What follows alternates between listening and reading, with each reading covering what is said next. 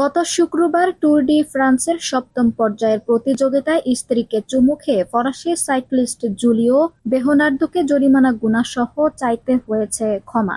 ঘটনাটি ঘটেছে গত শুক্রবার ফ্রান্সের বারগান্ডি অঞ্চলে। খবর বিবিসি। ওই প্রতিযোগিতায় 23.3 কিলোমিটারের টাইম ট্রায়ালে দ্রুত গতিতে সাইকেল চালাতে হয়। প্রতিযোগিতা শুরুর কিছু সময় পর রাস্তায় সমর্থকদের সঙ্গে বেহনার্দের দেখা হয়ে যায়। বন্ধুরা তার দিকে দৌড়ে যান। সেই দলে তার স্ত্রীও ছিলেন। স্ত্রী কিছুটা এগিয়ে গেলে তাকে জড়িয়ে ধরে চুমু খান বেহনার্দো। এ ঘটনায় বেহনার্দোকে 200 সুইস ফ্রা $223 জরিমানা করা হয়েছে।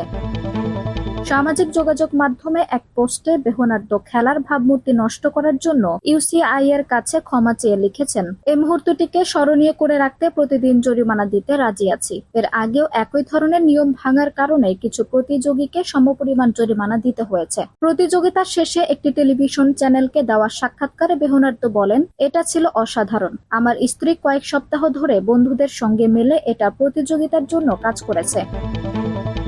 গত শুক্রবার ট্যুর ডি ফ্রান্সের সপ্তম পর্যায়ের প্রতিযোগিতায় স্ত্রীকে চুমু খেয়ে ফরাসি সাইক্লিস্ট জুলিও বেহনার্দোকে জরিমানা গুনাসহ চাইতে হয়েছে ক্ষমা।